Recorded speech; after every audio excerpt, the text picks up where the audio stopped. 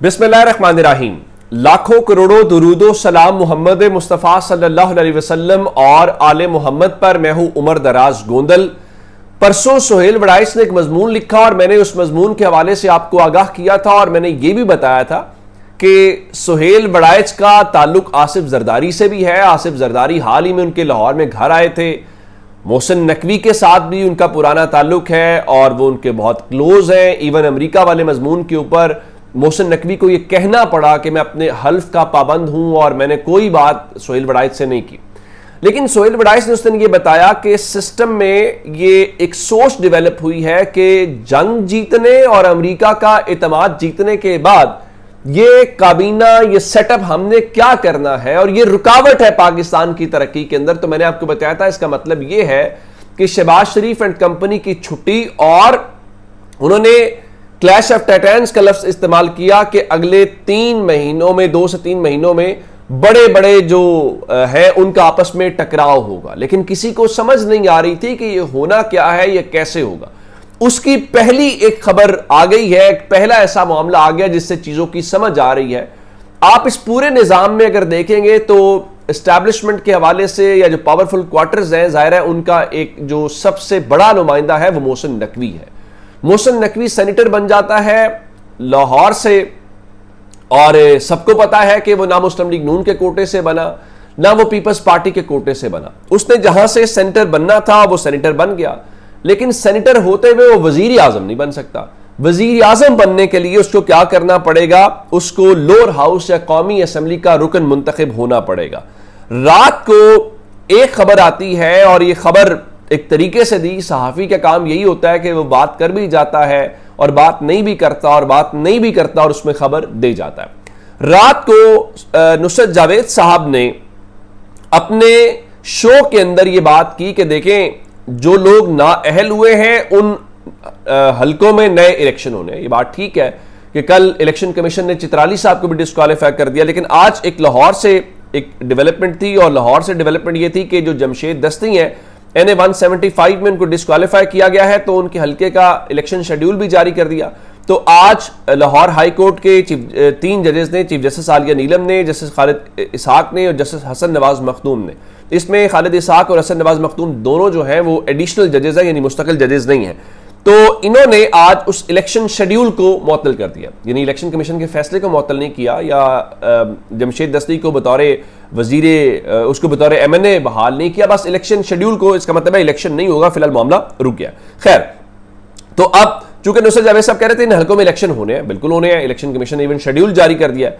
तो लाहौर में मियां अजहर साहब के इंतकाल के साथ जो नशिस्त खाली हुई है, उस खाली नशिस्त के हवाले से कल पाकिस्तान पीपल्स पार्टी ने कहा जी हमने दरखास्तें तलब कर ली हैं, और आज जो है वो मुस्लिम लीग नून ने कहा जी नवाज शरीफ की हिदायत के ऊपर मुस्लिम लीग नून ने ज़िमनी इंतखाबात के लिए उम्मीदवारान से दरखास्तें तलब कर ली हैं और उम्मीदवारान जो है वो पार्टी टिकट के हुसूल के लिए दरखास्तें पार्टी के मरकजी सेक्रेटरीट 180H मॉडल टाउन में जमा करवा सकते हैं, जिसका मतलब है कि अब ज़िमनी इलेक्शन के लिए बाकायदा काम शुरू हो गया है।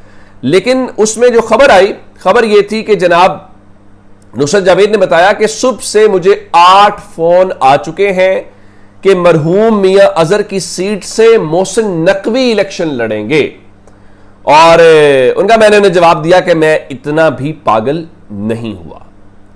ये उन्होंने जब ये कहा कि मुझे फोन आया तो जाहिर है उन्होंने खबर तो दे दी कि लाहौर में हमाद अजहर PTI की तरफ से इलेक्शन लड़ेंगे अगर उनके कागजात नामजदगी मुस्तरद नहीं होते या टेक्निकल फॉल्ट कोई नहीं आता। लेकिन उस सीट का जो इलेक्शन है वो हमाद अजहर की फैमिली के पास है, यानी टिकट हमाद अजहर के पास है। अब उनकी मर्जी है कि वो खुद लड़ें, अपने घर में से किसी को लड़वाएं। लेकिन दूसरी तरफ खबरें मुस्लिम लीग नून की जहां पे थी तो वहां पे हाफिज नुमान के हवाले से कहा गया कि वो आएंगे इलेक्शन इस हल्के में, और हाफिज नुमान पहले भी उन्होंने इलेक्शन लड़ा था, वो हार गए वहां से। तो अब ये जो कहा जा रहा है कि मोहसिन नकवी आ रहे हैं, ये एक तो खबर मैं आपको बता देता हूं। हमारे दोस्त हैं फहद शहबाज, उन्होंने मोहसिन नकवी से एक सवाल किया था कि क्या ये खबर दुरुस्त है कि आप इंटरम सेटअप के बाद झंग से इलेक्शन लड़ेंगे और इलेक्शन लड़के आप कौमी असम्बली पहुंचेंगे। तो उन्होंने बड़े गुस्से के साथ उनको जवाब दिया था और वो जो बड़ा अजीब सा उनका बिहेवियर रिएक्शन था। अब ये क्यों किया जा रहा है, असल सवाल ये है। इसके बीच में एक और खबर भी सुन लीजिए कि इसहाक डार अमेरिका में थे, उनके बाद वजीर ख़जाना जो हैं वो पहुंचे। अब शायद असलम साहब के मुताबिक जो है वजीर दाखिला मोहसिन नकवी भी अमेरिका पहुंच गए हैं और उनके मुताबिक ये दौरा जो है वो निजी नौयत का है। अब सवाल यह है कि मोहसिन नकवी को क्यों लाया जा रहा है? मोहसिन नकवी तो ऑलरेडी सेनेटर है, लेकिन मैंने आपको कहा कि मोहसिन नकवी तो फिर नहीं आ सकता ना वजीर आजम, वजीर बन सकता था, वो वजीर बन गया है, चेयरमैन सेनेट बन जाएगा ज्यादा से ज्यादा, इससे ज्यादा तो वो कुछ नहीं कर सकता। ये जो काम लाया जा रहा है इसका मतलब ये हुआ कि वो जो 2-3 महीनों की बात की जा रही है, वो 2-3 महीने कौन से हैं?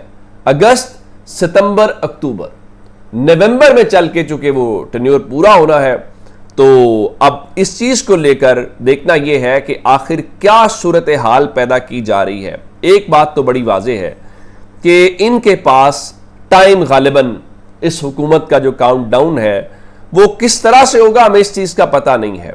अब वो क्या होगा ये भी किसी को पता नहीं है, और लेकिन ये बात जरूर है कि इस हुकूमत के लिए कुछ गड़बड़ जरूर है। और मुझे तो इस खबर को सुन के सोहेल वड़ाइच के आर्टिकल को डॉट्स में लाएं, क्योंकि सोहेल वड़ाइच भी तो मोहसिन नकवी के हवाले से आप जानते ही हैं, तो ये एक बड़ी अजीब सी बात है। अच्छा, फिर कुछ और खबरें भी आपको बता दें कि इमरान खान के जो बेटे हैं वो अमेरिका से वापस लंदन पहुंच गए हैं और उन्होंने वहाँ पे जो मुलाकातें की, उसके बाद रात को उनका फॉक्स न्यूज़ के ऊपर एक इंटरव्यू भी है जिसमें उन्होंने कहा जी हम इमरान खान की रिहाई के लिए सिर्फ अमेरिका की तरफ देख रहे हैं। फिर उन्होंने कहा जी 2.5 साल हो गए हैं मैं अपने वालिद को नहीं देखा, इमरान खान पर कातिलाना हमला हो चुका है, उसके बाद उन्हें जेल में डाला हुआ है, इसलिए मुझे पता नहीं क्या कहना है क्या नहीं, मैं सिर्फ रास्ता देख रहा हूँ कि उन्हें इस मुश्किल से कैसे निकालूँ।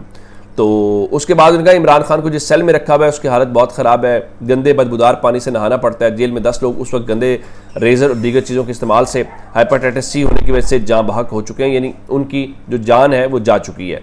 तो अब ये इमरान खान के हवाले से है। दूसरा, आप जानते हैं कि रात को एक अहम इजलास था खैबर पख्तूनख्वा का जहाँ पे वज़ीर आला ने बुलाया हुआ था, तो उन्हें रात को जो मुंतखब नुमाइंदे हैं वहाँ के बाजोड़ के, उनके हवाले से साथ प्रेस कॉन्फ्रेंस की और कहा कि दहशतगर्दी के खिलाफ जो ऑपरेशन हैं उसमें शहरियों के जानी नुकसानात के मनफी असरात मुरतब हो रहे हैं, हमें action aid of civil power के मामला पर भी तहफ़्फ़ुज़ात है, यानी जो फ़ौज को बुलाने का 1 अगस्त से असम्बली का इजलास बुलाया जिसमें इस मामले पर बहस की जाएगी कि उससे फ़ायदा हो रहा है नुकसान। वाज़ेह पैगाम है, हम अवाम के साथ खड़े हैं और अवाम के लिए हर हद तक जाएंगे, ये हमारा सूबा, हमारी मट्टी है, हमारी मुशावरत के बगैर हम पर गलत फैसले मुसल्लत ना किए जाएं। तमाम डीसीज को मेरी हिदायत है कि महकमा दाखिला की पेश की इजाज़त के बगैर कोई भी कर्फ्यू या दफ़ा 144 नाफिज नहीं करेगा। अब वो कह रहे हैं कि फ़ौज को बुलाने के हवाले से दूसरा जब ये कह रहे हैं कि हम पे गलत फैसले मुसल्लत ना किए जाएं, तो ये तासुर है कि वो कह रहे हैं ऑपरेशन मुसल्लत हो रहा है। नंबर 3 जो उनका हम डीसीज को हिदायत है कि महकमा दाखिला से इजाज़त लें, उसके बाद कोई कर्फ्यू या दफ़ा 144 नाफिज करेगा। तो क्या बाजोड़ में फिर आपकी इजाज़त के बगैर ये सब कुछ हुआ? ये एक इम्पॉर्टेंट बात है। अब असम्बली से क्या होगा, असम्बली से क्या इस किस्म की कोई करारदाद या हो गया तो फिर मामला और तरह से चला जाएगा। तो आज इतलात ये है कि सूबाई एपेक्स कमेटी का इजलास वज़ीर आला हाउस में तलब किया गया, कोर कमांडर शरीक होंगे, चीफ सेक्रेटरी शरीक होंगे, IG और CTD हुकाम और दीगर आला हुकाम, और बाजोड़ समेत दीगर इलाकों के अंदर जो है वो अमन व अमान की सूरत हाल में। दूसरी तरफ बाजोड़ में जो अरकान असम्बली हैं, जैसे साबिक रुकन असम्बली गुलजफर खान है, उन्होंने कहा जिस तरह तरा में लोग गए तो मकामी जो आबादी है वो अस्करियत पसंदों से बराह रास्त रब्ता करेगी, वो हाथों में कुरान उठाएंगे और दोनों फ्रीकैन से दरख्वास्त करेंगे कि इस मट्टी पर रहम करें और यहाँ से निकल जाएँ। तो अब उसके बाद लाहौर से खबर आपको देनी है। कल भी मैंने आपको बताया था कि जमात इस्लामी का मरकज़ जो मंसूरा है, उसके बाद पुलिस की भारी नफरी कल रही, DIG ऑपरेशन वहाँ पे रहे। मौलाना हिदायतुर रहमान जो हैं हक दो बलूचिस्तान तहरीक के, वो इस्लामाबाद जाना चाहते हैं, लेकिन हुकूमत, पंजाब हुकूमत उनको जाने नहीं देना चाहती। तो कल वो यहाँ से निकलने की कोशिश करते रहे लेकिन वो निकल नहीं पाए। तो मरियम औरंगज़ेब और शुएब हरत कल पहुंचे थे। अब से थोड़ी देर पहले मरियम औरंगज़ेब फिर मंसूरा में मौजूद हैं, लियाकत बलोच के साथ उनकी मुलाकात जारी है।